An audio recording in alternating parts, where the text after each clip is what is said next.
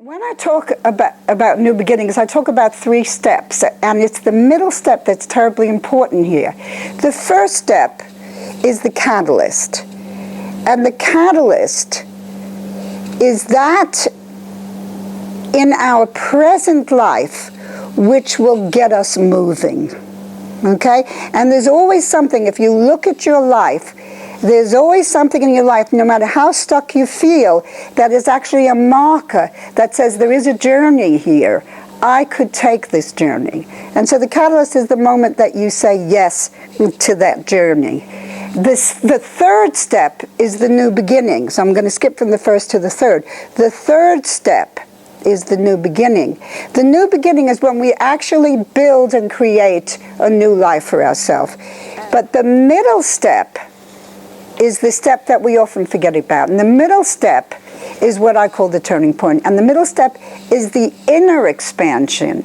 It's the moment that you move from where you are into a bigger picture and a bigger understanding of who you are and where you're going. And it often involves accepting where you are now, finding out what in you will survive when all else goes, and so on, until you're able and willing to get a new vision of what's going to happen. So once you expand and get this new vision, then you can build this new vision into your life, and that's your new beginning. But if you went straight from where you are to the new beginning, you would get there, and it'd still be same old, because you wouldn't have a new picture. You wouldn't have a new way of understanding who you are.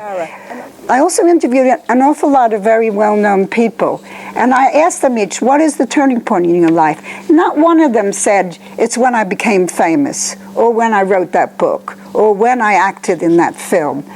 They all talked about a moment when they had a different sense of who they were and where they were going, and that made all the difference. What I've got in my book also are a series of exercises which I call your spiritual gym sessions, and they are the way that you strengthen all your inner muscles, like learning how to dig deep into your imagination, how to live truthfully, how to do what you say you're going to do. That's probably one of the most important things about New Beginning, is how can I do what I said I was going to do, and so on.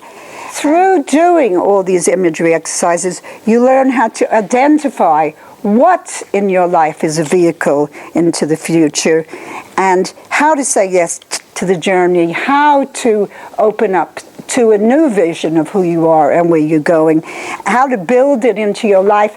And then, and this is really important, we have the fantasy when we're doing something and we have a project and we get to the end, and then that's it. I'm going to live happily ever after. Actually, we aren't. Actually, we have to keep going. We have to keep checking in. We have to keep ourselves on track. We have to face new challenges. We have to have new catalysts. We have to have new turning points and new beginnings. So life isn't just, I'll have my turning point once and then I'm okay.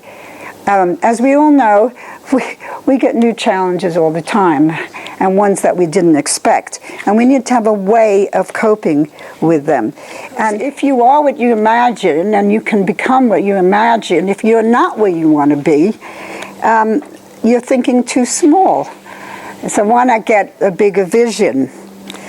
And my biggest image of New Beginnings is the red sun when it comes out from the sea.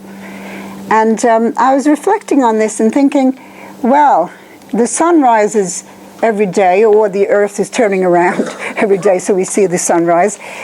The sun rises every day. Why don't we have a new image, a new thought, a new beginning every day? And if there's any way that we can stay forever young and forever connected, I would say that would be it. And so I invite you to have a new beginning a day, to keep old age away.